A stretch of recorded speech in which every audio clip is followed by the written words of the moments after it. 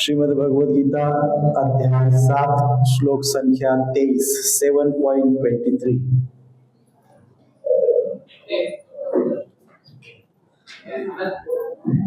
अंतवत्तु फलं तेषाम् अंतवत्तु फलं तेषाम् तद्भवत्यल्पमेधसाम् तद्भवति अल्पमेधसाम् देवान् देवयजो यान्ति देवान् देवयजो यान्ति मद्भक्ता यान्ति मामपि मद्भक्ता यान्ति मामपि। अनुवाद तात्पर्य श्रील प्रभुपाद जी के द्वारा। श्रील प्रभुपाद की जय। अल्प बुद्धि वाले व्यक्ति देवताओं की पूजा करते हैं और उन्हें प्राप्त होने वाले फल सीमित तथा क्षणिक होते हैं। देवताओं की पूजा करने वाले देवलोक को जाते हैं, किंतु मेरे भक्त अंततः मेरे परम धाम को प्राप्त होते हैं। तात्पर्य श्रील प्रभुपाद जी के द्वारा। श्रील प्रभुपाद की जय। भगवद गीता के कुछ भाष्यकार कहते हैं कि देवता की पूजा करने वाला व्यक्ति परमेश्वर के पास पहुंच सकता है, किंतु यहाँ यह स्पष्ट कहा गया है कि देवताओं के उपासक भिन्न लोक को जाते हैं जहाँ भिन्न देवता स्थित है। ठीक उसी प्रकार जिस तरह सूर्य की उपासना करने वाला सूर्य को या चंद्रमा का उपासक चंद्रमा को प्राप्त होता है, इसी प्रकार यदि कोई इंद्र जैसे देवता की पूजा करना चाहता है तो उसे पूजे जाने वाले उसी देवता का लोक प्राप्त होगा। ऐसा नहीं है कि जिस किसी भी देवता की पूजा करने से श्री भगवान को प्राप्त किया जा सकता है। यहाँ पर इसका निषेध किया गया है, क्योंकि यह स्पष्ट कहा गया है कि देवताओं के उपासक भौतिक जगत में अन्य लोगों को जाते हैं, किंतु श्री भगवान का भक्त श्री भगवान के ही परम धाम को जाता है। यहाँ यह प्रश्न उठाया जा सकता है कि यदि विभिन्न देवता परमेश्वर के शरीर के विभिन्न अंग है तो उन सब की पूजा करने से एक ही जैसा फल मिलना चाहिए, किंतु देवताओं के उपासक अल्पज्ञ होते हैं, क्योंकि वे यह नहीं जानते कि शरीर के किसी अंग को भोजन दिया जाए। उनमें से कुछ इतने मूर्ख होते हैं कि वे यह दावा करते हैं कि अंग अनेक है अतः भोजन देने के ढंग अनेक है, किंतु यह बहुत उचित नहीं है। क्या कोई कानों या आंखों से शरीर को भोजन पहुंचा सकता है? वे यह नहीं जानते कि ये देवता श्री भगवान के विराट शरीर के विभिन्न अंग है, और वे अपने अज्ञानवश यह विश्वास कर बैठते हैं कि प्रत्येक देवता पृथक ईश्वर है तथा परमेश्वर का प्रतियोगी है। न केवल सारे देवता अपितु सामान्य जीव भी परमेश्वर के अंग या अंश है। श्रीमद् भागवतम में कहा गया है कि ब्राह्मण परमेश्वर के सिर है, क्षत्रिय उनकी बाहें है, वैश्य उनकी कटी तथा शूद्र उनके पांव है, और इन सब के अलग अलग कार्य है।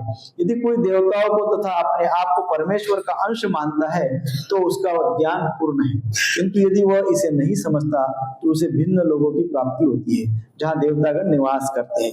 यह वह गंतव्य नहीं है जहाँ भक्तगण जाते हैं। देवताओं से प्राप्त वर नाशवान होते हैं, क्योंकि इस भौतिक जगत के भीतर सारे लोग, सारे देवता तथा उनके सारे उपासक नाशवान हैं। अतः इस श्लोक में स्पष्ट कहा गया है कि ऐसे देवताओं की उपासना से प्राप्त होने वाले सारे फल नाशवान होते हैं। अतः ऐसी पूजा केवल अल्पज्ञों द्वारा की जाती है।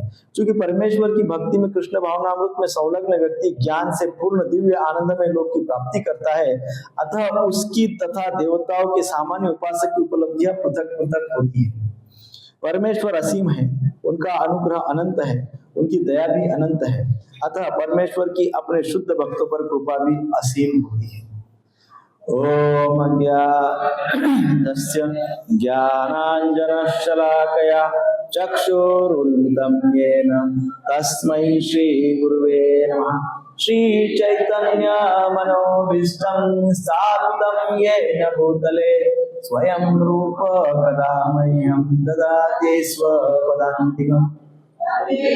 श्री गुरु श्रीयुत पदकमलं श्री गुरुन् वैष्णवांश्च श्रीरूपं साग्रजातं सहगणा रघुनाथान्वितं तं सजीवं साद्वैतं सावधूतं परिजनसहितं कृष्ण चैतन्यदेवं श्रीराधा कृष्ण पादान् सहगणा ललिता श्रीविशाखान्वितं च हे कृष्ण करुणा सिन्धु दीनबन्धु जगत्पते गोपेश गोपिकान्त राधाकान्त तप्त कांचन गौरांगी श्रीराधे वृंदावनेश्वरी वृषभानुसुते देवी प्रणमामि हरिप्रिये वाञ्छाकल्पतरुभ्यश्च कृपा सिन्धुभ्येव च पतितानां पावनेभ्यो वैष्णवेभ्यो नमो नमः। जय श्री कृष्ण चैतन्य प्रभु नित्यानंद श्री अद्वैत गदाधर शिवासादि गौर भक्तवृंद हरे कृष्ण कृष्ण कृष्ण हरे हरे हरे राम राम राम हरे हरे हरे कृष्ण कृष्ण कृष्ण हरे हरे हरे राम राम राम हरे हरे हरे कृष्ण कृष्ण कृष्ण हरे हरे हरे राम राम राम हरे हरे। श्रील प्रभुपाद की जय। आज का श्लोक अतिशय महत्वपूर्ण है।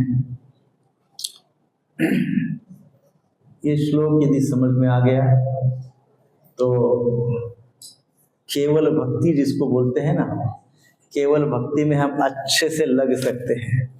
और ये श्लोक नहीं समझ में आया तो क्या हो सकता है, इस श्लोक के अंत में बताएंगे है ना। इस श्लोक के अनुवाद में प्रभुपाद जी कहते हैं, अल्प बुद्धि वाले व्यक्ति देवताओं की पूजा करते हैं और उन्हें प्राप्त होने वाले फल सीमित तथा क्षणिक होते हैं। देवताओं की पूजा करने वाले देवलोक जाते हैं, किंतु मेरे भक्त अंततः मेरे परम धाम को प्राप्त होते हैं। प्रभुपाद जी ने जो तात्पर्य में लिखा, सार रूप में कहो या तत्व रूप में कहो या भाव रूप में कहो, हम उसकी चर्चा करेंगे। तो देवताओं की पूजा करने वाले वास्तव में भगवान से स्वतंत्र फल नहीं प्राप्त करते। क्यों? क्योंकि हर फल का परम स्वीकर्ता भगवान श्री कृष्ण ही है। यदि कोई देवताओं के पास जाकर हम कुछ फल मांगते भी है तो वो फल भगवान से सेपरेट नहीं है। मतलब यदि किसी देवता ने हमको फल दे भी दिया तो इसका अर्थ नहीं वैसा होता है कि इस फल का भगवान से कोई संबंध नहीं है। किसी देवता ने मान लो फल दे दिया तो ऐसा कदापि न समझे कि इस फल का भगवान श्री कृष्ण के साथ कोई संबंध नहीं है, क्योंकि हमको तो ये फल अमुक अमुक देवता ने दिया है, कृष्ण से क्या संबंध है इसका।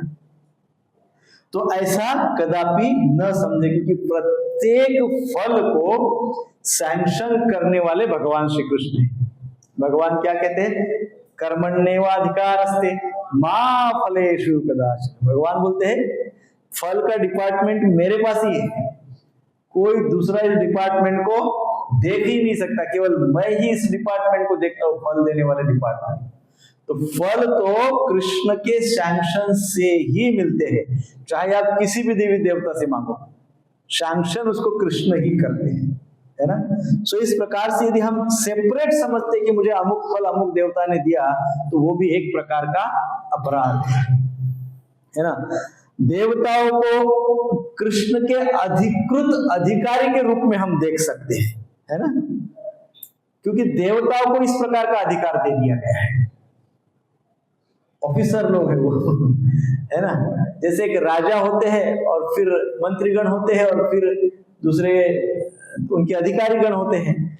तो देवता कैसे हैं? अधिकारीगण है, मंत्रीगण है, और राजा है कृष्ण। ऐसे इस श्लोक में बताया गया है। भगवान स्वयं इस श्लोक को बता रहे हैं कि वे अधिकृत अधिकारी है। देवता गणों को स्पेशली अपॉइंट किया गया है एग्जीक्यूशन पार्ट के लिए। भगवान सैंक्शन करते हैं, एग्जीक्यूशन देवतागण करते हैं। सो उनका एग्जीक्यूशन डिपार्टमेंट है। जो व्यक्ति देवताओं की पूजा करता है वह केवल अल्प फल को प्राप्त करता है। इसमें ऐसे कहा गया इस श्लोक में, क्या करता है? अल्प फल को। अल्प फल अर्थात उदाहरण के तौर पे देखा जाए तो धन, संतान, संपत्ति, स्वास्थ्य, है ना, इत्यादि जो चीजें हैं वो व्यक्ति अल्प फल प्राप्त करता है। इनको अल्प फल क्यों कहा गया है? क्योंकि ये कभी ना कभी तो नष्ट हो ही जाते हैं, है ना। ये हमारे साथ नित्य नहीं रहते हैं, इन सब का अंत है, इसलिए उनको क्या कहा गया है? अल्प फल। परंतु भगवान के जो भक्त होते हैं, भगवान के भक्त जो है वो नित्य फल प्राप्त करते हैं। कौन सा फल? देवताओं के भक्तों को क्या मिलता है? अल्प फल। भगवान के भक्तों को क्या मिलता है? नित्य फल। नित्य फल का अर्थ क्या होता है? ऐसा फल, ऐसा फिक्स डिपॉजिट जिसका इंटरेस्ट केवल इसी जन्म में नहीं, जन्म जन्मांतर तक आपको उसका इंटरेस्ट मिलता रहेगा। ऐसा डिपॉजिट करना चाहेंगे कि नहीं? है कि नहीं? जन्म कहीं पे भी जाओ, कोई भी जन्म में जाओ, आपको उसका इंटरेस्ट मिलता रहेगा। कितना बढ़िया डिपॉजिट है। तो ऐसा कब होता है? जब हम भगवान की भक्ति करते हैं तभी मिलता है। देवी देवताओं के भक्ति से जो भी फल मिलते हैं वो ये जन्म में भी एंड तक नहीं टिकते हैं, कभी भी समाप्त हो सकते हैं। सो इस प्रकार से, जैसे उदाहरण के तौर पे हम देखें तो इलेक्ट्रिसिटी डिपार्टमेंट होता है, बिजली का डिपार्टमेंट। यदि बिजली के डिपार्टमेंट में मान लो इलेक्ट्रिसिटी के ऑफिस में मान लो कोई क्लर्क है और आप उस क्लर्क के पास गए और उस क्लर्क को आपने बोला कि हमको बिजली दे दो, वो बिजली दे सकता है क्या? इलेक्ट्रिक सप्लाई कर सकता है आपके घर में?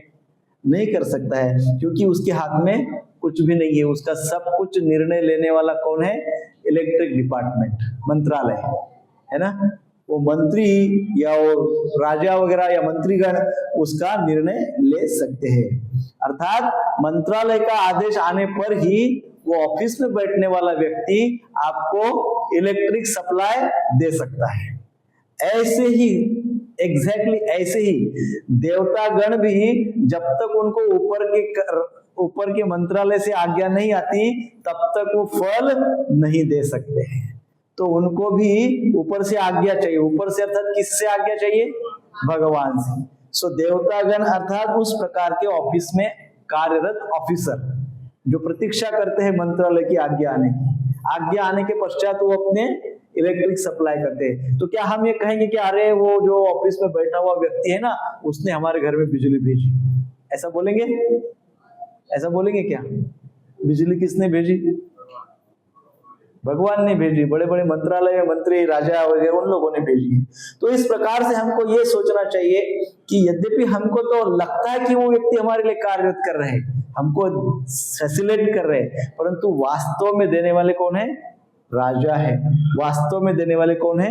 भगवान है। हमको लगता है देवी देवता हमको दे रहे हैं, परंतु देने वाले कौन है? भगवान है।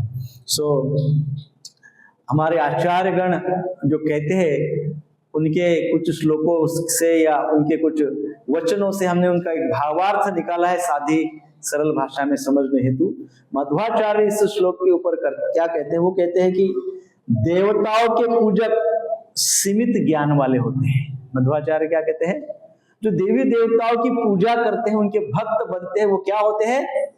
लिमिटेड नॉलेज वाले होते हैं, सीमित ज्ञान वाले होते हैं, क्योंकि वे भगवान से भिन्न किसी को ईश्वर के समान, भगवान से भिन्न जो ईश्वर है उनको भगवान के समान समझ लेते हैं।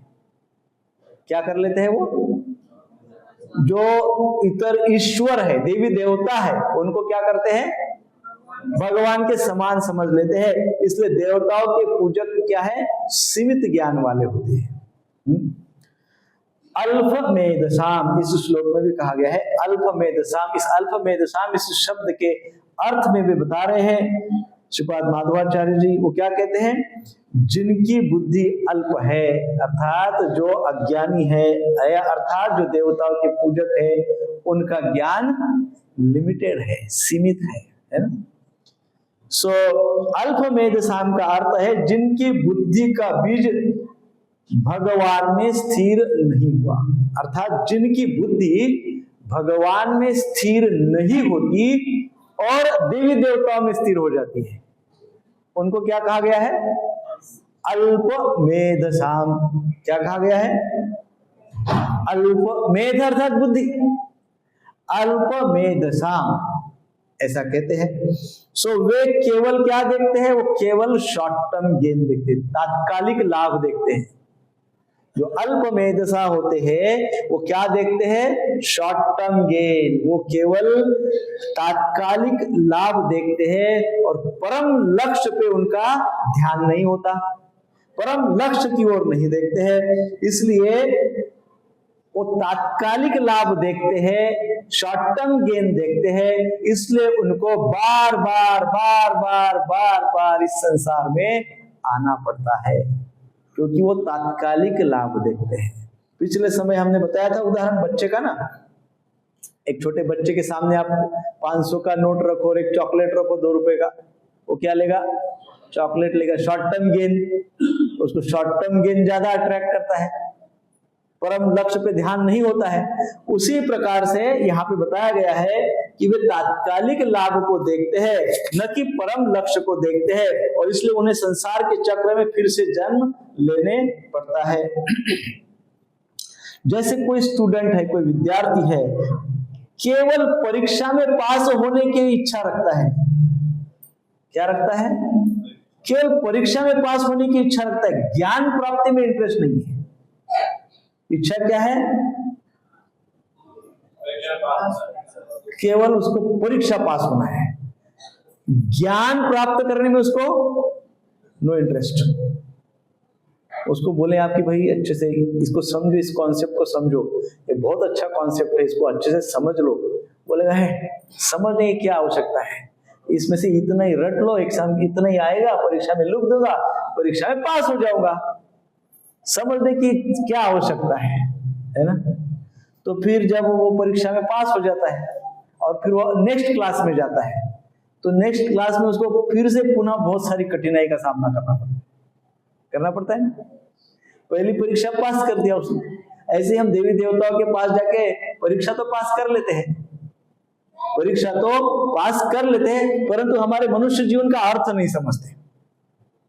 छोटी छोटी परीक्षा पास कर लेते, थोड़ा तप कर लेते हैं, है ना, थोड़ा देवता को प्रसन्न करने के लिए प्रचंड तपस्या उपासना कर लेते हैं और उसकी परीक्षा पास कर लेते हैं, परंतु हम मनुष्य जन्म का उद्देश्य क्या है वो नहीं समझते। तो पुनः नेक्स्ट स्टेप पे हमारे जीवन का जो अगला पड़ाव होगा, वहां पे पुनः हमारी बहुत सारी परीक्षाएं होगी। सो परीक्षाएं और कठिन होती रहेगी और हमको परीक्षाएं और कठिन लगती जाएगी, क्योंकि हमने प्रिपरेशन तो किया ही नहीं है। हमने क्या किया? शॉर्ट टर्म, शॉर्ट में सब शॉर्टकट मार दिए, सब शॉर्टकट मार दिए। क्या तपस्या करने का है? मंदिर में जाओ, मंगलवार को अमुक देवता के पास, शुक्रवार को अमुक देवता के पास, शनिवार को अमुक देवता के पास, बस जाके माथा टिको, नारियल फोड़ो, चले जाओ, हो गया काम। मनुष्य जन्म का उद्देश्य क्या है समझे ही नहीं। अभी तक क्या करते आ रहे? अभी तक दशहरा कैसे मनाया, दिवाली कैसे मनाया? दशहरे के दिन जिलेबी फाफड़ा और दिवाली के दिन तो दशहरे का उतना ही पता है, दिवाली का उतना ही पता है, बट दशहरे का अर्थ क्या है, दीपावली का अर्थ क्या है, हमारे जीवन का अर्थ क्या है, हमारे जीवन में इन तिथियों पे हमको करना क्या होता है, अपग्रेडेशन क्या है, कुछ भी पता नहीं है, कुछ भी पता नहीं है। और इसलिए यहाँ पे उन लोगों की तुलना, देवता के पूजक लोगों की तुलना एक ऐसे विद्यार्थी से की गई है जो अपने अस्थायी लक्ष्य प्राप्त करते रहते हैं। वो अपनी छोटी छोटी एग्जाम केवल पास करते रहते हैं, अपने आप को ज्ञानी नहीं बनाते हैं, ज्ञान प्राप्त नहीं करते, एग्जाम पास हो जाते हैं, है ना। उनकी तुलना इस प्रकार से की गई है। विश्वनाथ चक्रवर्ती पाद इसी को जो बताते हैं उसका भावार्थ ये है कि देवताओं की पूजा करने वाला वास्तव में भगवान की आज्ञा से ही उनकी पूजा कर रहा है, किंतु उसका दृष्टिकोण स्वार्थमय है। जैसे पूर्व के श्लोक में हमने 21-22 में देखा, यद्यपि कोई देवताओं की पूजा करता है, अब देवताओं की पूजा करने के लिए भी श्रद्धा चाहिए कि नहीं चाहिए? देवताओं की पूजा कर रहा है, उसको भी श्रद्धा चाहिए, उसको भी फेथ चाहिए। तो उसके अंदर उस देवता की पूजा करने के लिए जो भाव, जो श्रद्धा चाहिए, वो भी भगवान कृष्ण देते हैं। भले ही कोई देवी माता दुर्गा देवी की पूजा कर रहा है, दुर्गा देवी की पूजा करने के लिए उसके हृदय में श्रद्धा चाहिए, और वो दुर्गा देवी की पूजा के लिए श्रद्धा से जाता है देवी की पूजा करने के लिए, लेकिन वो दुर्गा देवी की पूजा के लिए जो श्रद्धा उसके हृदय में चाहिए, वो श्रद्धा भी भगवान कृष्ण देते हैं। ये हमने पिछले श्लोक में देखा था, 22 में देखा था, है ना। तो विश्वनाथ चक्रवर्ती पाद यहाँ पे भी वही बात बता रहे, जब व्यक्ति किसी देवता की पूजा भगवान की प्रसन्नता के लिए करता है, तब वह भक्ति में सम्मिलित होता है। मान लो कोई देवता की पूजा कर रहे हैं, परंतु देवता की पूजा करने के पीछे लॉटरी वगैरह का कोई इच्छा नहीं है, किसी स्वार्थ का इच्छा नहीं, कोई स्वार्थ लगा हुआ नहीं है, धन की इच्छा नहीं है, कामनाएं नहीं है, किसी प्रकार की कामनाएं नहीं।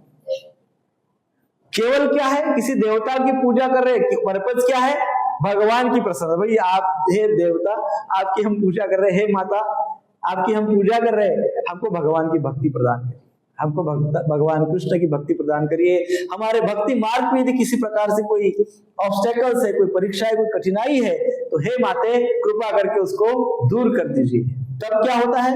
तब वो कहते हैं कि वो उसको भक्ति कहते हैं, वो भक्ति में सम्मिलित होता है। वो जो उसका भाव है वो भक्ति भाव है, वो भगवत भक्ति का भाव कहा जा सकता है। परंतु वही भाव स्वार्थ हेतु होता है तो वो काम प्रेरित भाव बोला जाता है। कौन सा भाव?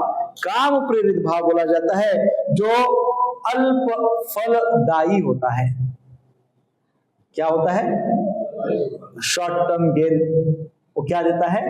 शॉर्ट टर्म गेन, अल्प फल देता है, जो बहुत शॉर्ट टाइम में वो फल नष्ट हो जाता है।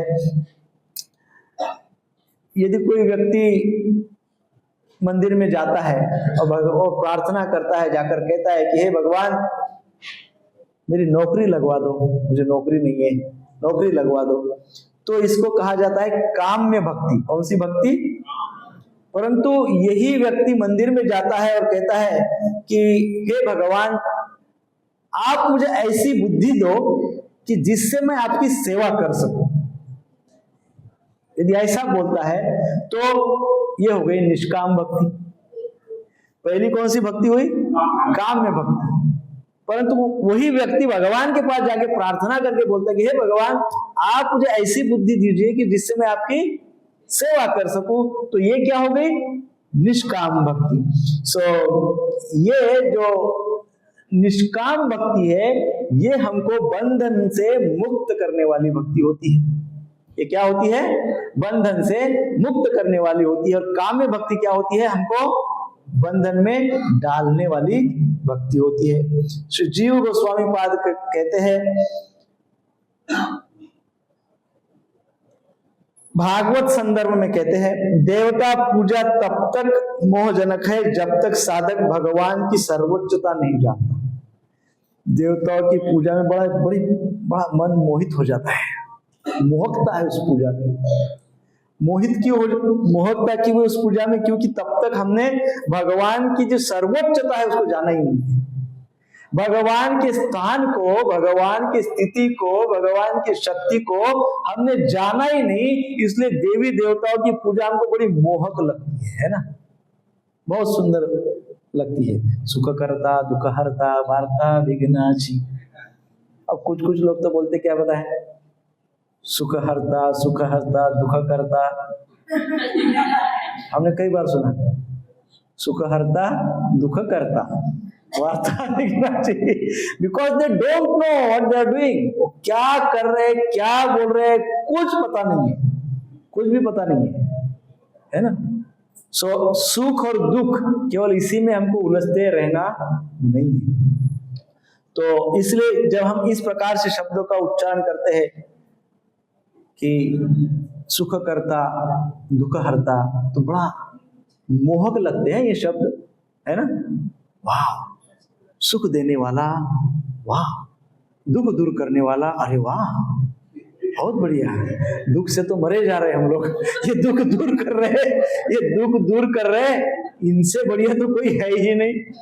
और कोई बोले अरे वाह, आप तो जो कर रहे हैं बढ़िया कर रहे हैं, करते रहो, बहुत सुंदर, करो सुख करता, करो दुर्गे दुर्गट भारी तुझे बिन संसारी, करते रहो, कर, वाह बहुत बढ़िया, जो जैसा लगे वैसा करो, वाह वाह वाह, बहुत बहुत अच्छा, मनमोहक लगता है, मनमोहक लगता है।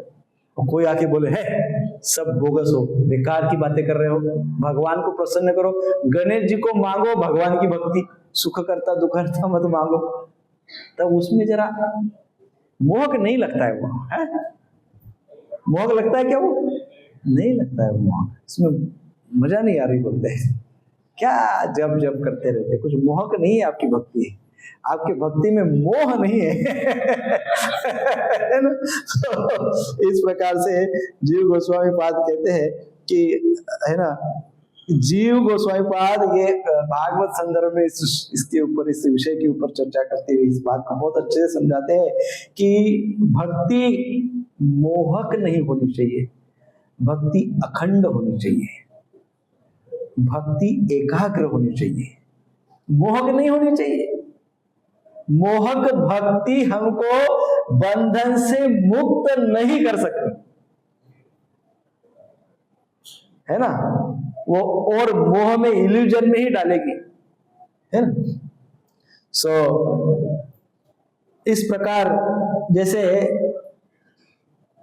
जैसे कई बार हम कंपनी में जाते हैं तो कंपनियों के जो सीईओ होते हैं और दूसरे मैनेजर्स होते हैं, तो जो साधारण पोस्ट पे कोई व्यक्ति होता है तो उसने कभी जीवन में सीईओ देखा ही नहीं होता है, देखा होता है? बहुत से लोग काम करते हैं, अनुभव है। कभी आपने अपने कंपनी का ओनर देखा है? कभी कंपनी का सीईओ देखा है? कभी देखा ही नहीं है। इमीडिएट जो बॉस है वही हम देखते रहते हैं, उसी से अपना काम चलता है, वही सब कुछ देते हैं। तो ऐसा हो जाता है कई बार कि हम उसी को सर्वस्व मान बैठते हैं, ऐसे लगता है कि हमारा सब कुछ, हमको सब कुछ देने वाला, सब कुछ प्रोविजन करने वाला तो हमारा बॉस ही है। एक्चुअली होता कौन है? सीईओ होता है। यदि सीईओ से मान लो अच्छा कनेक्शन हो जाए तो क्या हो जाएगा? बॉस आपको फटाफट प्रमोशन दे देगा देगा कि नहीं देगा? यद्यपि अपने बल पे प्रमोशन नहीं दे सकता, लेकिन सीईओ का यदि हॉटलाइन हो गया तो, परंतु हमको सीईओ पता ही नहीं है। प्राय से देखा गया एग्जैक्टली ऐसी सीईओ अर्थात भगवान कृष्ण, और बाकी हमारा जो बॉस, इमीडिएट बॉस जो होते हैं वो देवी देवता। हमको देवी देवता अच्छे से पता है, सीईओ पता ही नहीं है। तो भगवान का भगवत स्वरूप हमको पता होना चाहिए, और इसलिए हमें भगवान की भक्ति करनी चाहिए। सो हम कुछ पॉइंट्स बताएंगे। भगवान ही फलदाता है, इस श्लोक में बताया गया है। देवता केवल माध्यम है, देवतागण क्या है? माध्यम है, स्वतंत्र नहीं है। देवता पूजा सीमित फल देती है, जैसे स्वर्ग, संपत्ति, संतान, धन इत्यादि, जो नश्वर है, जो नष्ट होता है। भक्त भगवान का परम धाम प्राप्त करता है। भगवान कहते हैं मद भक्ता यान्ति मामपि, वह कृष्ण लोक प्राप्त करता है। बच्चों को शांत करिए पीछे से। अल्पमेधसाम, अल्पमेधसाम अर्थात जो अस्थाई वस्तुओं के पीछे है वे अल्प बुद्धि वाले होते हैं। सब लोग तो हम वस्तुओं को एकत्रित करने के चक्कर में फंसे हैं ना। हमको करना क्या है जीवन भर?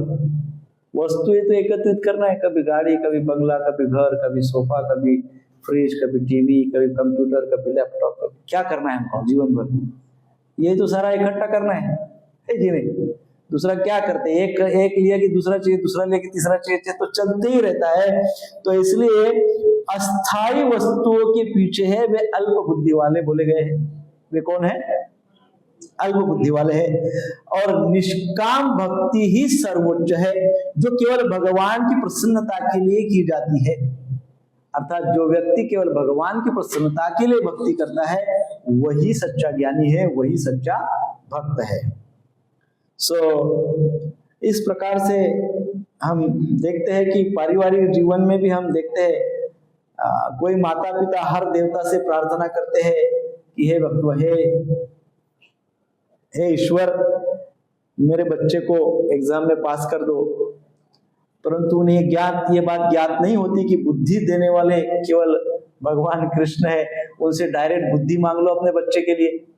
वो बोलते हैं ददामि बुद्धि योगम, तुम देवताओं को पास करने से, देवताओं के पास होने के लिए जाने से अच्छा है भगवान के पास जाओ और क्या बोलो, हे भगवान मेरे बच्चे को बुद्धि दे दो, तो अपने आप जीवन भर सारी एग्जाम पास होता रहेगा, है कि नहीं?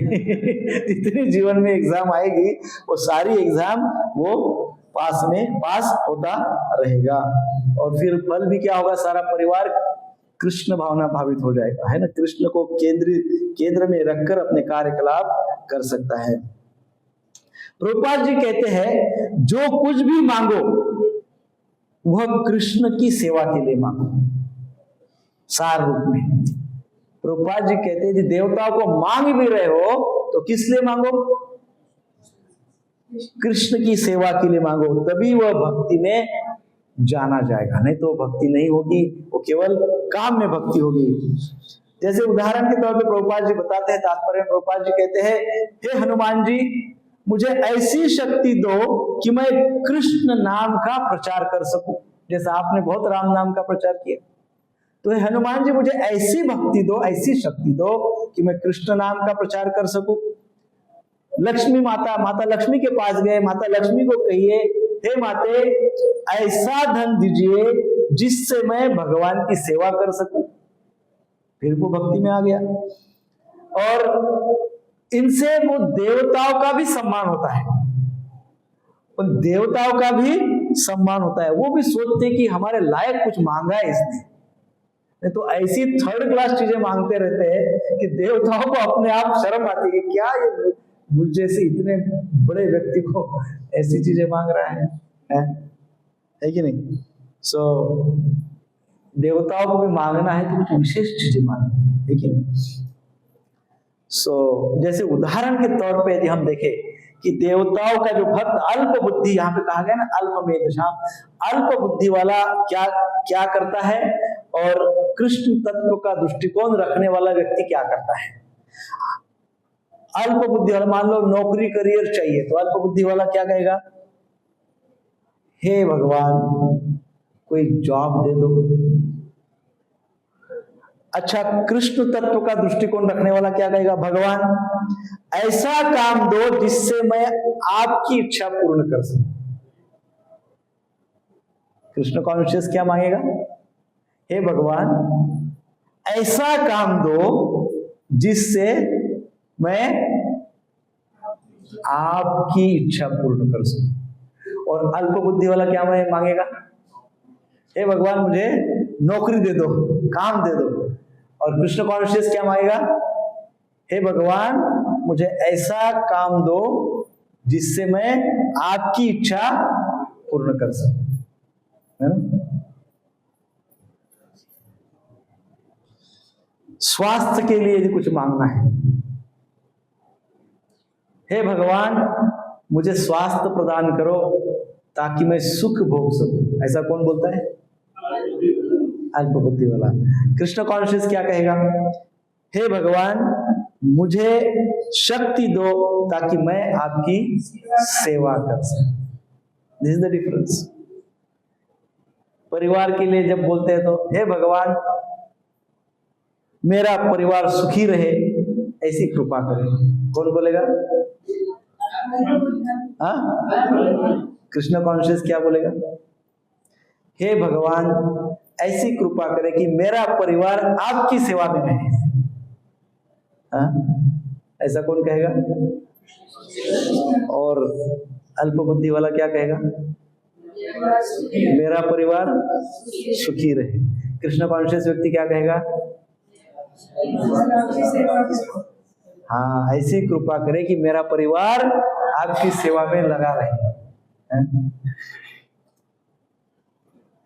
पूजा करते हैं, वरदान मांगते हैं, तो भगवान से हे भगवान मुझे वरदान दे दो, अमुक वर दे दो, तमुक वर दे, मुझे वरदान दे दो। कृष्ण कॉन्शियस क्या कहते हैं? हे भगवान, सब देवता आपके अंग हैं और मैं आपकी शरण ग्रहण करना चाहता हूं। वरदान नहीं मांगता, वो क्या मांगता है? शरणागति। कृष्ण कॉन्शियस भक्त क्या मांगता है? और अल्प बुद्धि वाला क्या मांगता है? मुझे ये दे दो, मुझे वो दे दो, कुछ भी नहीं, मुझे को वरदान दे दो। अच्छा, हिरण्यकश्यप ने क्या मांगा था? वरदान मांगा था कि शरणागति मांगी थी? ध्रुव महाराज ने क्या मांगा था? बोले कुछ भी नहीं चाहिए, अभी आपका दर्शन मिल गया, कुछ नहीं चाहिए मुझे। और हिरण्यकश्यप को 60,000 वर्षों तक तपस्या किया, उनसे कितना ज्यादा, और मांगा क्या? वरदान मांगा। हुआ क्या? हरि बोल। तो वरदान मांगने से ऐसा होता है और शरणागति मांगने से जो ध्रुव महाराज को हुआ वैसा होता है। हमको क्या चाहिए? शरणागति चाहिए कि वरदान चाहिए? शरणागति चाहिए ना, है कि नहीं? तो ये श्लोक का मैं जस्ट संक्षेप में सारांश रूप में हमने डिवीजन किया इसलिए ताकि हमारी सोच क्लियर हो जाए कि हमको क्या चाहिए। क्या चाहिए? शरणागति चाहिए। सो जब अल्प बुद्धि जो होते हैं वो जब देवताओं को प्रसन्न करने के लिए जाते हैं तो उनको हमारे से भी ज्यादा अधिक नियम और तपस्या करनी पड़ती कि नहीं, है ना? अधिक तपस्या और अधिक विधि विधानों का पालन करना पड़ता है। हमारे से भी ज्यादा विधि विधान और हमारे से मतलब भक्तों से भी ज्यादा विधि विधान और भक्तों से भी ज्यादा तप करना पड़ता है। 9 दिन तक केवल पानी पीते हैं और बहुत सारे तप व्रत वगैरह है, बड़ा कठिन तपस्या करते हैं, भयंकर तप होते हैं, भयंकर कठिन विधियां होती है। कोई तो ऐसी विधियां होती है कि दिन भर वो करते रहना पड़ता, करते रहो, ऐसा होता है। किसी विधि में पूरे शरीर में भभूत लगा के बैठे रहना पड़ता है दिन भर, ऐसा भी होता है। ऐसा है कि नहीं? कितना कठिन है कि नहीं? हमसे मतलब भक्तों से भी कठिन है। तो इतना सब करने पर भी फल क्या मिलता है? लिमिटेड, सीमित फल है, नष्ट होने वाला, अंतवान। इस श्लोक में कहा है ना, अंतवान कहा गया है ना, अंत वाला। वो फल भी क्या हो जाता है? नष्ट हो जाता है। भगवान कहते हैं परंतु मेरी आराधना करने से क्या होता है? मेरी आराधना करने पे इतने नियम और विधियों की पालन करने की आवश्यकता नहीं। फिर क्या करने की आवश्यकता है? हरे कृष्ण कृष्ण कृष्ण हरे हरे, हरे राम राम राम हरे। और फल मिलता है असीम अनंत। फल क्या मिलता है? अनंत और असीम फल मिलता है ना? वो देवी देवताओं का इतना पूजन, इतना तपस्या, इतना पाठ, अमुक थमुक, इतना सब कुछ करो, जो फल मिलता है नष्ट हो जाता है। और भगवान के भक्ति करो, भगवान कहते मेरी भक्ति करो, भगवान की भक्ति करो, भगवान का नाम लो, सततम कीर्तयन्तो माम, आगे कहेंगे भगवान का सतत कीर्तन करो, नाम लो। होता क्या है? तो फल ऐसा मिलता है कि जिसकी कोई मर्यादा ही नहीं, असीम और अनंत फल मिलता है। सो इस तरह देवी देवताओं की उपासना में नियम अधिक, फल थोड़ा, और ऊपर से जन्म मृत्यु का बंधन। क्या है? नियम अधिक, फल थोड़ा, और ऊपर से आप लोग बहुत अच्छे व्यवहारिक ज्ञान रखते हैं। अभी आप मुझे व्यवहारिक ज्ञान के अनुसार इसका फाइनल उत्तर बताना क्या होता है। देवी देवताओं की उपासना में नियम अधिक, फल थोड़ा, और ऊपर से जन्म मृत्यु का बंधन। भगवान कहते हैं और मेरी उपासना में नियम कम, फल अधिक, और जन्म का सार्थक, जन्म का कल्याण अर्थात जन्म मृत्यु से मुक्ति। कौन सा सौदा फायदे का है? कि नहीं? यदि हम व्यवहारिक स्तर पे भी समझते हैं, सिंपल गणित लगाते हैं, तो सिंपल गणित लगाने पर भी हमको क्या समझ में आएगा? तुरंत जितना जल्दी हो सके बहुत, केवल एकाग्र भक्ति करो, केवल भक्ति करो, focused devotion, focused chanting, focused सेवा, है कि नहीं? उसको कहते हैं unalloyed devotion, unalloyed devotion, mixed भक्ति नहीं किसी, एकदम भगवान की भक्ति है इस प्रकार से। भगवान को बड़ा अफसोस होता है, भगवान बोलते हैं ऐसा होने पर भी लोग समय बहुत बर्बाद करते हैं, टाइम पास करते हैं। भगवान कहते हैं यद्यपि देवी देवताओं की पूजा करना गलत नहीं है, कहाँ गलत, वो भी तो ड्यूटी है, लेकिन इतना सब करते करते करते तुम कामनाओं की पूर्ति करते करते कामनाओं फंसते फंसते फंसते फंसते फंसते ही रहते, कामनाओं के बाहर ही नहीं आते। क्योंकि कोई देवी देवता आपको ये नहीं कहेगा कि अरे ये तुम जो मांग रहा है ये गलत है, ये मत मांग, ऐसा कोई नहीं बोलेगा। आप जो मांग रहे बोलेंगे ले लो, वो हमको ये नहीं बताएंगे क्या सही क्या गलत, वो तो अपना कार्य कर रहे हैं, है ना। सो इसलिए ऐसा सब कुछ होने पर भी इतना सब, अभी आप सब तो बुद्धिमान लोग हैं क्योंकि आपने सौदा बरोबर बताया, इतना सब होते हुए भी लोग क्या करते हैं, देवताओं की पूजा में लगे रहते हैं। इतना सब, इतनी क्लियर कट आइडिया इस श्लोक में भगवान ने बताई है, और ऐसा करते हैं इसलिए भगवान ने इस श्लोक में उनको अल्प बुद्धि वाला बोला है, अल्प मेधसाम। भगवान ने बोले, किसी के शब्द नहीं, भगवान के शब्द है इस श्लोक में, भगवान स्वयं बोल रहे हैं। और कोई भी बोलेगा, आपने भी अभी बोला थोड़ी देर पहले, बोला कि नहीं बोला, व्यवहारिक बात, तो आपने भी बोला, भगवान ने भी वही बात बताई है। सो इसलिए पुनः एक बार, जो सीमित फल चाहता है उसे अल्प बुद्धि वाला कहा गया है, जो कृष्ण भक्ति की चाहत रखता है वो वास्तव में पूर्ण बुद्धि वाला कहा गया है। सो इस श्लोक में जो बताया गया है, देवान देवे जो यान्ति, अर्थात देवता के पास वही जाते हैं जिसकी दृष्टि सीमित है। मत भक्ता यान्ति मामपि, पर मेरे भक्त मुझे प्राप्त करते हैं। अंतवत तू फलम तेषाम, देवता पूजा के फल नश्वर होते, देवताओं से जो फल मिलते हैं वो नष्ट होने वाले होते। और फिर 9वें अध्याय में भगवान कहते हैं, न तू मम भक्ता नाम विनाश, मेरे भक्त कभी विनष्ट नहीं होते, ये आगे 9वें अध्याय में कहेंगे। सो ये सारी बातें जो है वो मूलतः घूम फिर के आती है हमारी जो वासनाएं हैं, हमारी जो कामनाएं हैं। क्यों हम भक्ति अल्प बुद्धि वाले बन जाते हैं? क्योंकि हमारे पास क्या है, बहुत सारी कामनाएं, बहुत सारी वासनाएं, और इसलिए उन कामनाओं के चलते, उन वासनाओं के चलते हम मूर्ख बन जाते हैं, अल्प बुद्धि वाले बन जाते हैं। यद्यपि हम जानते हैं कि सब कुछ भगवत स्वरूप है। श्रीमद् भागवतम में कहा गया है, एको अहम एवाहम एवाग्रे नान्यत यत् सत् तत् परम, अर्थात सृष्टि से पहले केवल मैं ही था, मुझसे अलग कुछ भी नहीं है, भगवान बताते हैं। सृष्टि जब नहीं थी तब मैं था, ऐसे भगवान बोलते हैं, और मुझसे सेपरेट देख कुछ है ही नहीं, सब मुझसे ही कनेक्टेड है, सब मुझसे ही आता है, ऐसा कुछ है ही नहीं संसार में जिसका मेरे साथ कोई कनेक्शन नहीं, वो तो आप डिस्कनेक्ट कर देते हो, ऐसा भगवान बोलते हैं।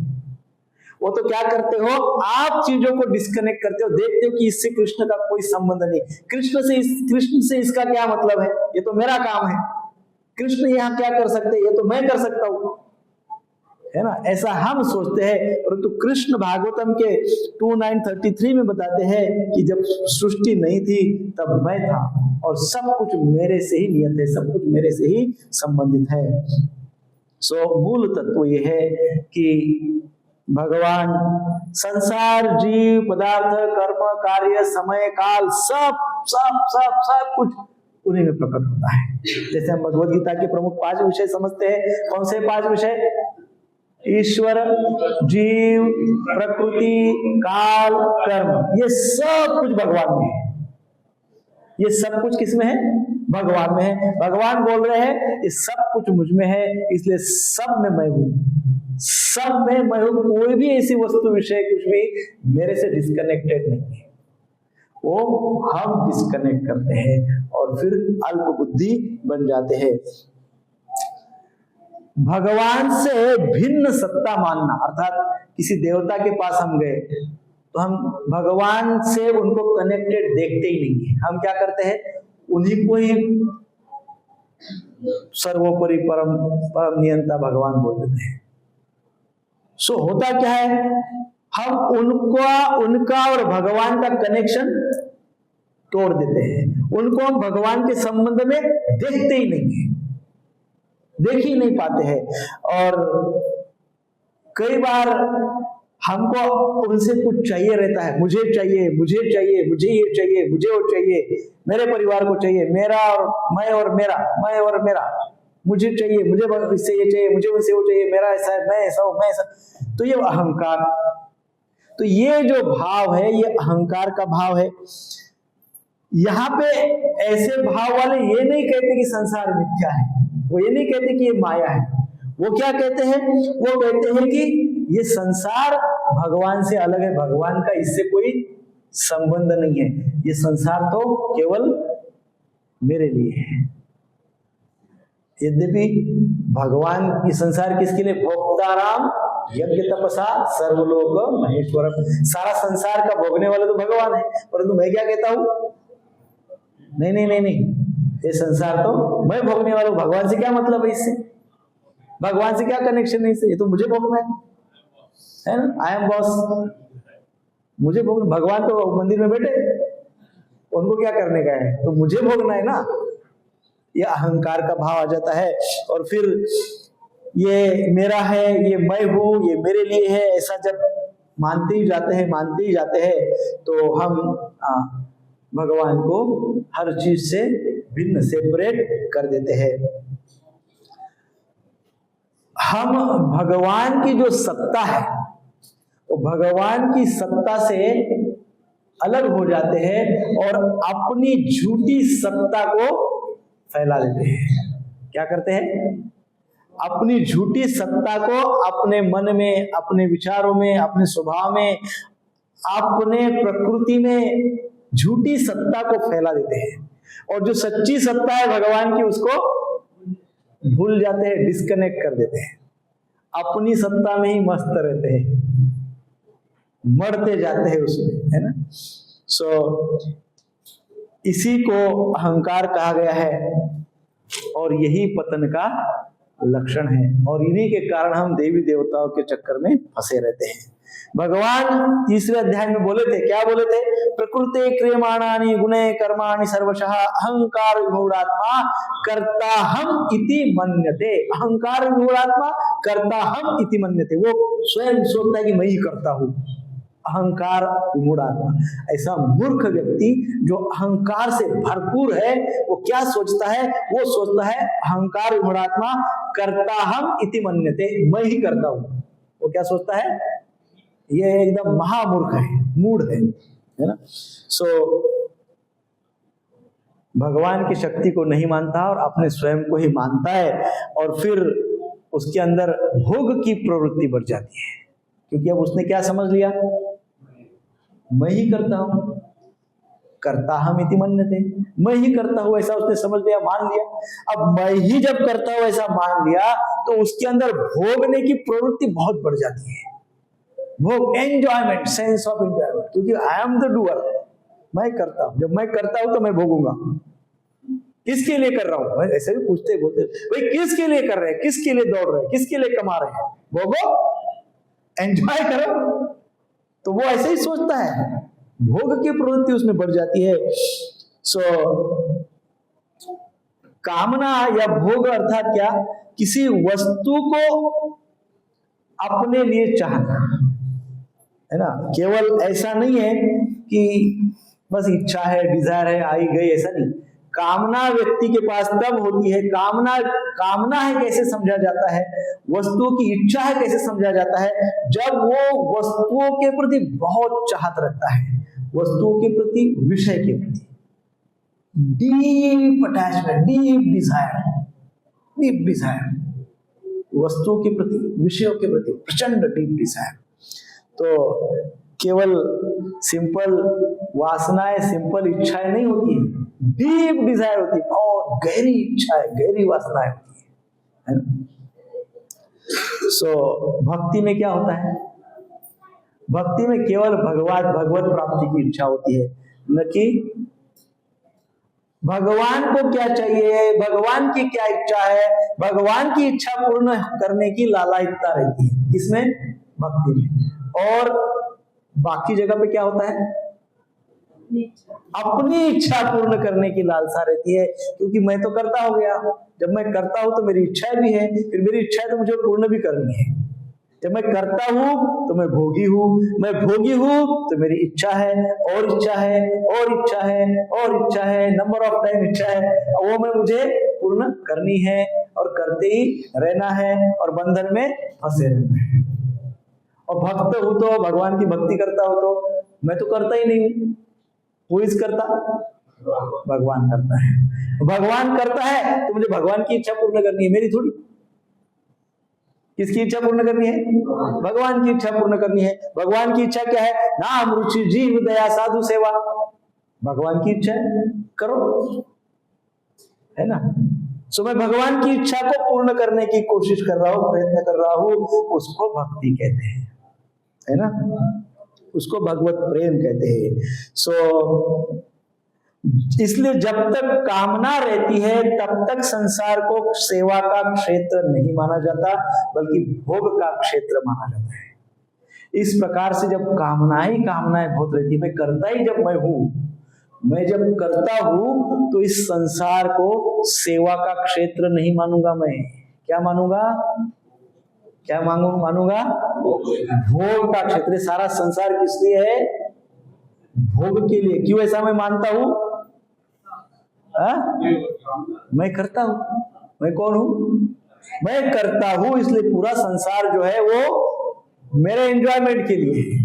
और मैं यदि करता नहीं हूं और भगवान करता है तो पूरा संसार भगवान की भोग के लिए है और मेरी सेवा के लिए है। पूरा संसार भगवान की भोग के लिए है और मैं सेवक हूं, मुझे सेवा करना है ना।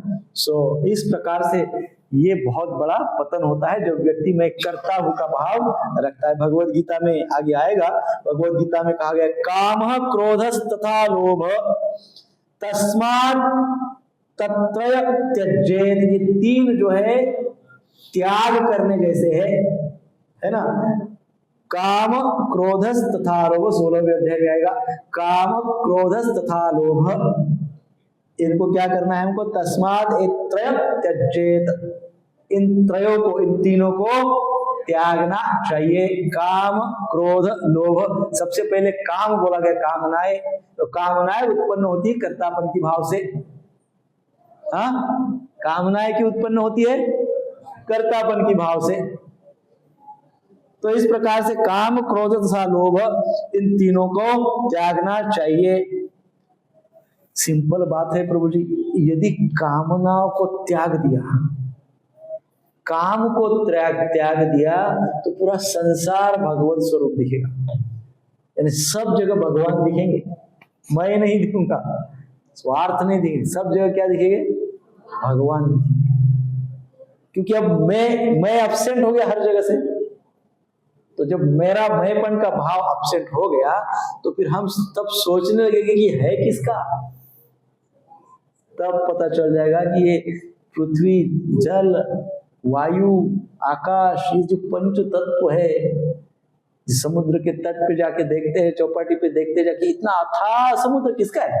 टाटा, बिरला, अंबानी, किसका है समुद्र? तो अरे किसका है ये? मेरा है, पहले तो मेरा नहीं है। भाव ये है कि मैं करता नहीं हूं, मेरा कुछ है नहीं, तो ये है किसका? तो ये जो दिव्य चीजों से, भव्य चीजों से सूक्ष्म चीजों तक हमको इतनी सी छोटी सी चींटी कैसा कार्यक्रम करती है अपना सब कुछ। बारिश के दिनों के लिए अपना पूरा गोडाउन भर के रख देती है, पूरा ऐसी लाइन लगा के अपना काम करती है ना। बीच में ऐसा पूरा घूमती रहती है और पूरा अनाज एकत्रित करती है और एक घर बनाती है और घर में बिल्कुल रख देती है। इतनी सी चींटी, इतनी सी, कौन चलाता है इसको? इतना बुद्धि दिया कौन इसको? मैंने तो नहीं दिया, मैं करता तो हूं नहीं, किसने दिया? ऐसे छोटी से छोटी चीजों से लेके तो विशाल दिव्य भव्य चीजों में भगवान दिखने लग जाते हैं। तो क्या कहा गया है, कामना का नाश हो जाए तो संसार भगवत स्वरूप दिखता है, अर्थात सब जगह भगवान दिखते हैं। परंतु कंडीशन क्या है, कंडीशन है कामनाओं की मुक्ति। जब मनुष्य अपने स्वार्थ से मुक्त हो जाता है, कामनाओं से मुक्त हो जाता है, कर्तापन से मुक्त हो जाता है, तो ये सारा संसार उस व्यक्ति को भगवान की लीला स्थली दिखने लगती है। क्या दिखने लगती है, भगवान की भगवान सृष्टि लीला करते, भगवान जीव लीला करते, भगवान क्या क्या लीला करते, भगवान रास लीला कार्तिक में करते रहते है ना। तो ये संपूर्ण सृष्टि ही उस व्यक्ति को क्या दिखेगी, भगवान की लीला स्थली दिखेगी। लेकिन कब, जब कामनाओं का त्याग करे, स्वार्थ से मुक्त हो जाए, तब तो ये दर्शन होगा। नहीं तो ये दर्शन इतना आसान नहीं है। भक्त का विशेष स्वभाव होता है कि प्रत्येक घटना में वो भगवान की योजना देखता है। वो देखता है कि इसके पीछे भगवान का कुछ प्लानिंग होगा, है ना, इसके पीछे भगवान का कुछ प्लानिंग होगा। जैसे आप सब लोग आज आए, दीपदान किया, यहाँ पे बैठे, तो आप नहीं आए, इसके पीछे भगवान का कुछ प्लान है। हाँ, भगवान की इच्छा थी कि आपसे सेवा लेने का, आज दीप की ले लिए सेवा। भगवान की इच्छा थी कि आपसे श्रवण करवाए, तो उन्होंने श्रवण करवा लिया आपसे। तो इस प्रकार से हमारा कुछ नहीं है, हमसे, हमारे पीछे भगवान की बड़ी योजना है। सो इस प्रकार से हमने भगवान की योजना को दिखना चाहिए। और फिर जब इस प्रकार से हम भगवान की योजना देखते हैं तो सब कुछ शुभ घटित होता है, कुछ भी हमको अशुभ नहीं लगता है, क्योंकि प्रत्येक के पीछे योजना किसकी है, भगवान की है। इसलिए nothing is inauspicious, everything is auspicious. Shrimad Bhagavatam में भी भगवान कहते हैं, सच्चा भक्त सुख तथा दुख को भगवान की इच्छा के रूप में ही देखता है। सच्चा भक्त क्या करता है, सुख और दुख को भगवान की इच्छा के अनुसार वो देखता है कि सुख आया तो वो भी भगवान की इच्छा इसलिए आया, दुख आया वो भी भगवान की इच्छा, भगवान ने सैंक्शन किया इसलिए वो आया। तत्तेनुकंपाम सुसमीक्षमाणो, भगवान की अनुकंपा है और इसके अनुसार वो आते रहता है। सुख हो दुख हो जो भी है, भगवान सैंक्शन करते तभी तो आता है। भगवान सैंक्शन नहीं करे तो किसी की क्या हिम्मत की जो हमको दुख देवे, है किसी की हिम्मत जो हमको दुख देवे? वो क्या है, मारे कृष्णा राखे के, राखे कृष्णा मारे के। यदि कृष्ण रक्षण करना चाहते तो किसी की हिम्मत नहीं है जो हमको मारे, और यदि कृष्ण मारना चाहते तो इस संसार की कोई शक्ति हमको बचा नहीं सकती है। सो इस प्रकार से भगवान की कृपा से सब कुछ घटित होता है, भगवान की विशेष इच्छा से सब कुछ घटित हो रहा है, होते जा रहा है। और सच्चा भक्त यही सोचता है कि भगवान की इच्छा ही सबसे ज्यादा सर्वोपरि है। सो अब दूसरी बात, कामनाएं नष्ट हो जाए, यानी कर्तापन का भाव नष्ट हो जाए तो सर्व संसार भगवत स्वरूप है, यानी सारे संसार में भगवान का दर्शन हो जाएगा, सारा संसार भगवत स्वरूप हो जाएगा। बरोबर है? अब उसका वाई से वर्षा करो, करो वाई से वर्षा। कामनाएं नष्ट हो जाए तो संसार भगवत स्वरूप हो जाएगा, भगवान का दर्शन हो जाएगा। अब रिवर्स करो, यदि भगवान का दर्शन हो जाए तो कामना नष्ट हो जाए, बरोबर? वाई से वर्षा, दोनों ट्रूथ, दोनों भी सत्य है। कामना कर्तापन का भाव नष्ट हो जाए तो सब सर्वत्र भगवान का दर्शन है, और कर्तापन का भाव नष्ट नहीं हो रहा है तो भक्ति करो करो, भगवान के सामने रोज उपस्थित हो जाओ, भगवान का दर्शन करो करो करो, भक्ति करो करो करो, नाम जप करो करो करो करो करो, तो भगवान का दर्शन होने लगेगा। भगवान का दर्शन होने लग जाएगा तो कामना है, कर्तापन का भाव नष्ट हो जाएगा। क्या पहले करना चाहते हो बोलो? क्या पहले करना चाहते हो? जो इस दो में से कौन सा ऑप्शन चाहिए आपको? तीसरा कोई ऑप्शन नहीं है, आइदर और है, नाइदर नॉर नहीं है। हाँ, तो भगवान का दर्शन करो, भगवान की भक्ति करो, भगवान के नाम को अच्छे से जप करो, फोकस्ड भक्ति करो, फोकस भक्ति, नो डेविएशन, फोकस भक्ति करो, है ना। तो इस प्रकार से भगवद गीता के 7वें अध्याय में भी कहा गया है, वासुदेव सर्वमिति स महात्मा सुदुर्लभ। उसका अर्थ यही है, जब भक्त हर जगह वासुदेव को देखता है, भगवान को देखता है, तो उसे और कुछ चाहने की कोई आवश्यकता ही नहीं रहती है, कामनाएं वैसे ही बैलेंस हो जाती है, क्योंकि सब जगह भगवान को देख रहे, क्या चाहिए उसको, बैलेंस हो जाएगा सब, है ना। और फिर ऐसी अवस्था में, दोनों में से कोई भी अवस्था हो, ऐसी अवस्था में क्या हो जाती है, जितनी भी हमारी क्रियाएं हैं, कर्म है, एक्शंस है, वो सारी की सारी सेवा बन जाती है। उस अवस्था में हम जो भी कर्म करते हैं, वो सारे कर्म क्या बन जाते हैं, सेवा बन जाते हैं, वो काम नहीं रहते हैं, वो क्या बन जाते हैं, प्रेम बन जाते हैं, सेवा बन जाते हैं, भगवत प्रेम बन जाते हैं। जब अहंकार और कामना दोनों समाप्त होते हैं, तो जो भी हम करते हैं वो भगवान की सेवा ही बन जाता है ना। कर्तापन का भाव जब समाप्त हो जाता है, तब हम जो भी क्रिया करते हैं, कर्तापन के भाव के बिना हम जो भी क्रिया करते हैं, वो सारी क्रिया क्या बन जाती है, सेवा बन जाती है। बनती है कि नहीं बनती है? बनती है कि नहीं बनती है? करके देखो। कल रविवार को हमारे ग्रुप की सेवा है मंदिर में। कर्तापन के भाव से मत करिए, भगवान की प्रसन्नता के लिए करिए, तो देखिए क्या फील होता है। सुबह से सब्जी काटना, कुकिंग करना, स्वच्छता करना, भोग भगवान को लगाना, फिर भक्तों को डिस्ट्रीब्यूट करना, है ना। इसमें कर्तापन का कोई भाव नहीं है। सो इस प्रकार से हमारी सारी क्रियाएं जो है वो सेवा बन जाती है, और इसी को, यही एक्चुअली कर्मयोग और भक्ति योग का संगम है। कर्मयोग को हमने क्या कर दिया, भगवान की सेवा में कर दिया, कर्मयोग को हमने भक्ति योग बना दिया। भगवान ने कर्मयोग पे भी बोला है ना, पहले तीसरे श्लोक, तीसरे अध्याय में कर्मयोग पे चर्चा की है ना हमने पूर्व में। तो यत् करोषि यदश्नासि यज्जुहोसि तदासि यत् तपस्यासि कौन्तेय तत्पुरुषस्व मदर्पणम्, 9वें अध्याय में श्लोक आता है ना। सो भगवान स्वयं कहते हैं ये सुंदर बात कि आप जो भी कर रहे हो, जैसे भी कर रहे हो, केवल मुझे केंद्र में रख के करो, मुझे अर्पण करो। मुझे अर्पण करो कहने का भगवान का वहां पर भी भाव वही है कि कर्तापन के भाव से मत करो, मैं करने वाला हूं सब कुछ, तो सब कुछ तो मैं ही आपके द्वारा कराने वाला हूं, इसलिए कर्तापन का भाव रखकर कुछ मत करो, है ना। ऐसे भगवान आगे भी जाके कंटिन्यू इस बात को कहते रहेंगे बीच में। तो यदि दोनों ही एक साथ हो जाए तो सोने पे सुहागा। दोनों यानी संसार में हमको भगवत स्वरूप, संसार में हमको भगवान का दर्शन हो रहा है, पहली बात। और दूसरी बात, सारी निजी कामनाओं से हम मुक्त हो गए, कर्तापन का भाव चला गया। संसार में भी भगवान का दर्शन हो रहा है और कर्तापन का भाव भी चला गया।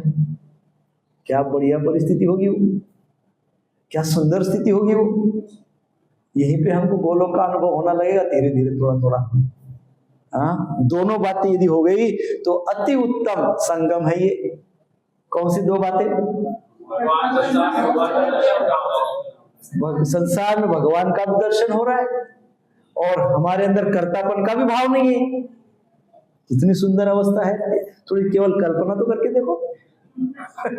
इधर उधर सब मेडिटेशन की इसकी उसके क्लासेस लगाते, कभी इस बात पे मेडिटेशन करो, सीधा गोलोक का दर्शन होगा, है कि नहीं।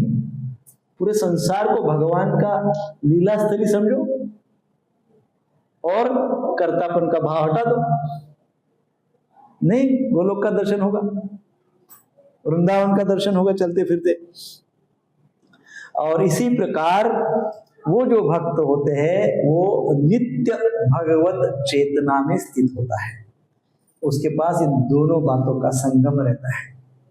वो नित्य जो भक्त होते हैं वो इस चेतना में नित्य स्थित होते हैं, और प्रभुपाद जी उसको कहते हैं कृष्ण कॉन्शियसनेस। वो क्या है? कृष्ण कॉन्शियसनेस है। और हमको क्या होना है? कृष्ण कॉन्शियस, कृष्ण भावना भावित हमको होना है। ये प्रभुपाद जी का इस श्लोक के माध्यम से इंस्ट्रक्शन है। पुनः एक बार यदि चाहे तो सार रूप में मैं बात बताता हूं 2 मिनट में। संसार को भगवान से भिन्न मानना ये अज्ञान और पतन का लक्षण है। क्या मानना? भगवान का और संसार का कुछ कनेक्शन नहीं है, और यदि इस संसार के साथ किसी का कनेक्शन है तो मेरा है और मैं ही इसका करता हूं, ये मानना, ये किसका लक्षण है? अज्ञान का तो ही है और पतन का भी लक्षण है। यहां बहुत बड़ा फॉल डाउन होगा। कामना रहित दृष्टि है, कर्ता रहित दृष्टि है, तो क्या होगा? तो संसार में भगवान का दर्शन होगा। तो क्या होगा? संसार में भगवान का दर्शन होगा। और दूसरी बात क्या बताई थी? भगवान का सर्वत्र दर्शन होने से कामनाओं का नाश हो जाएगा, कामनाएं नष्ट हो जाएगी, वैसे वर्षा। और दोनों का संगम हो गया तो क्या होगा?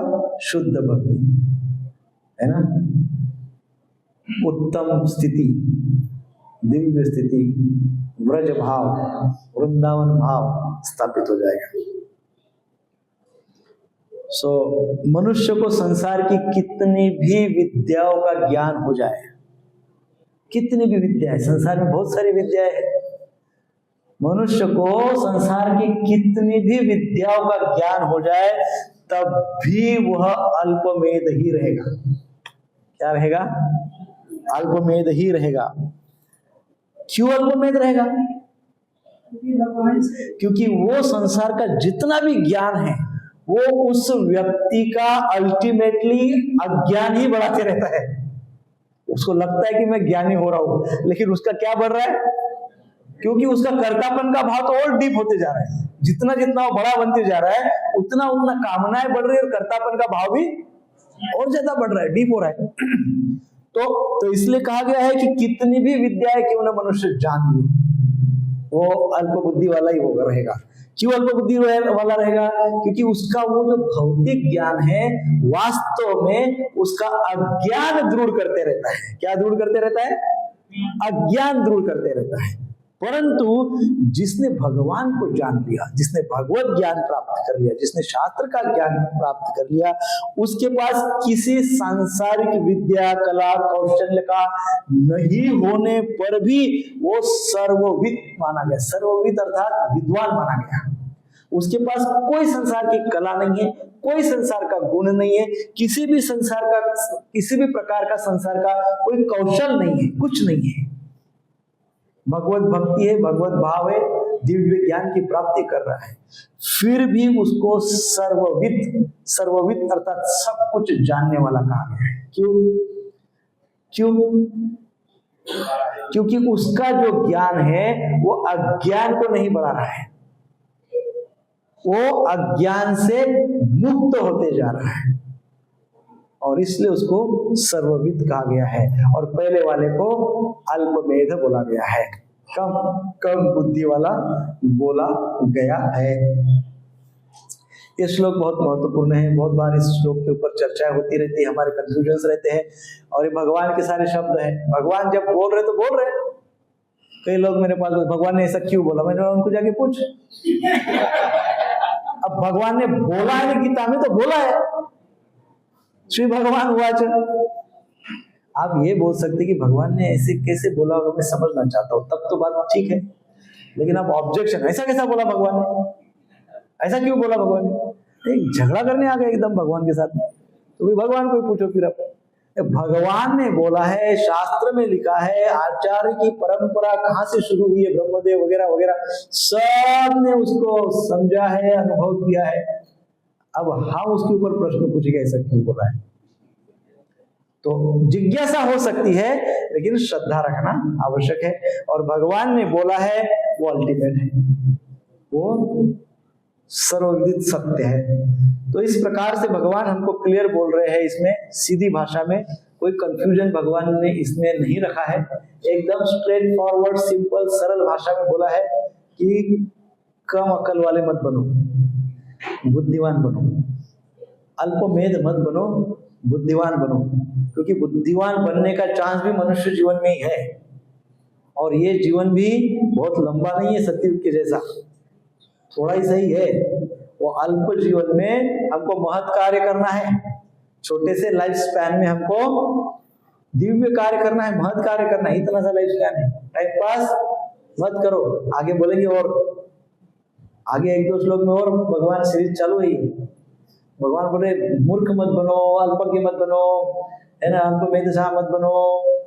क्या क्या बोलेंगे भगवान? मूढ़ होते हैं, मूर्ख मत बनो। सो और बनेंगे, क्या बनो ये भी बताएंगे। क्या बनो, ऐसे तो हर श्लोक में बता रहे कि क्या बनना चाहिए। इस श्लोक में बोले, इस श्लोक में भी तो बोले कि जो मेरी भक्ति करते हैं, क्या बोलते हैं वो, देवान देव जो यान्ति, देव वाले, देव की पूजा करने वाले देव के पास जाते। फिर कहते हैं मत भक्ता यान्ति मामपि, मेरे भक्त मेरे पास आते।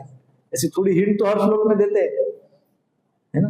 तो हमको गंभीरता से, सीरियसली, बहुत ही गंभीरता से इन श्लोकों को समझना चाहिए, अपने जीवन में, अपने आचरण में उतारना चाहिए, और भगवान के नाम का जप नित्य करना चाहिए। भगवान को ही कर्ता समझना चाहिए, हम किसी भी प्रकार के कर्ता नहीं हो सकते, है ना। तो यदि कोई प्रश्न है तो पूछ सकते हैं, अन्यथा टेक होम पॉइंट्स। क्या? हाँ,